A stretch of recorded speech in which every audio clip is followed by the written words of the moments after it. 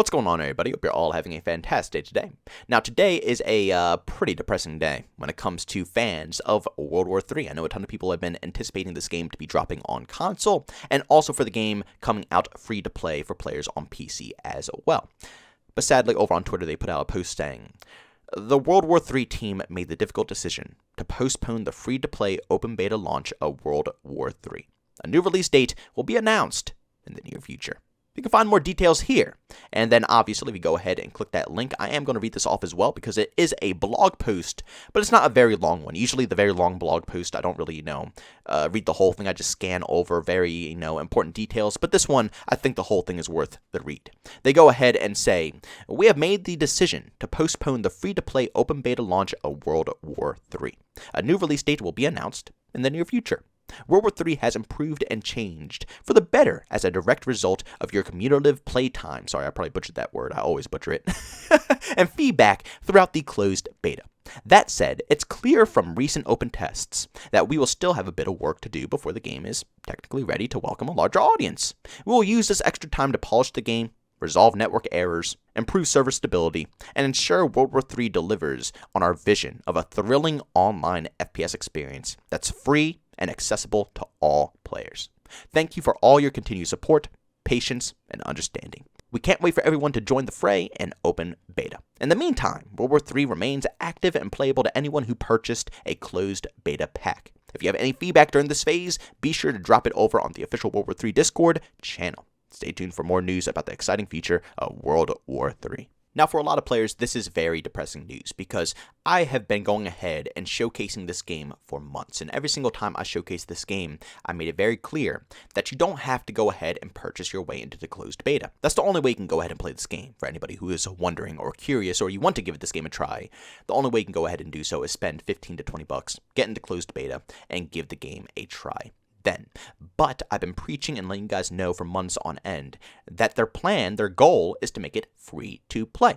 And as we obviously see in this blog post here, it's still their plan. They're not changing any course here. They're not changing course on not bringing it to console. They're not changing course about the free to play methods. They still want this to be their vision of putting out a fantastic FPS game that everybody can access. But it's going to take a little bit more time. And I already know people have been waiting months on end already as it is to wait for this game to go free because they don't want to, cough up the money right now. They want to wait until it goes free. They might as well, And now, once again, the free date got pushed back to a point that we don't even know of. We have no clue when the open free beta is going to be coming out for anybody at this point until they go ahead and give us another release date. So this is pretty rough news. But for me personally, despite it being, pretty depressing, I am very happy that these developers are doing this. They have already proved to me time and time again. And that was one of my main concerns as well, is are they going to do anything with this extra time that they're taking off here? There's been so many different games that say, oh yeah, we're going to take an extra year. Oh yeah, we're going to take an extra couple of months. And then the game releases, and it's still in the exact same form. No different changes, no improvements to quality of life change, nothing. It's the same exact garbage. And we sit there and think, why did you take an extra year for this bull crap? So I've been finessed one too many times to believe, just simply upright believe in anybody. Especially with Battlefield 2042, that finessed me in the ultimate way. But World War III has proven to me time and time again. I mean, the first time they went completely silent on this game, we all thought the game was over. You remember that? All of us, including myself, the people who purchased into the very beginning phase of this title, spent a fortune, and then they went like almost a full year of no updates, no communication, nothing. And we thought the game was dead. And then out of nowhere, out of the blue, they come back with the current update that we're playing right now, saying we have completely remodeled the game. The reason we've been silent, the reason that we haven't done anything is because for that full year, it's been non-stop work. So we thought that they were doing nothing for this title, but in reality, they were working their hardest to make sure they can give this game a massive update to make it better. And then comes the audio changes. Again, another problem that they promised they would fix. But again, it took a little bit of time, and we were wondering, is this ever going to be resolved? They did in the last update, and the audio is amazing. Pretty much every single thing that this development team promises us, they deliver for. And it doesn't matter if it takes a month, 2 months, 3 months, a half a year. It doesn't matter how long it takes. When they do it right. They don't rush out a product into, a game just so that people can be happy. Of course they want their fans to be happy, but they also want their fans to be able to play something that doesn't crash and break on them 24/7. World War III, despite it being, pretty fun, having a lot of popular reviews from people all over the internet, including tons of content creators, it's still very obvious that the game is in a very rough spot. Bugs, glitches, there's still tiny audio things that had to be fixed up still. Server stability, there's endless amount of things that are just haunting World War III currently right now. So, in all honesty, I agree with them. I think this is ultimately the right thing to do, because the last thing they want to do is rush out this product and then it fails. World War III right now has the perfect chance of blowing up. It has the perfect chance of gaining a ton of momentum, a ton of hype, and becoming one of the next top FPS games. We've seen it done before. Multiple indie developers, like Splitgate, for example, went from absolutely nothing, a dead game, to getting millions of dollars invested into them by other companies who actually had faith in them. Games like Escape from Tarkov, once again, starting out as absolutely nothing, and now becoming one of the top games out there, forming its own genre of gameplay. It's huge. It is not impossible for indie games to completely top AAA titles, and this game right here has the potential to do so. And with the current flop of the Battlefield franchise, now is the time to execute.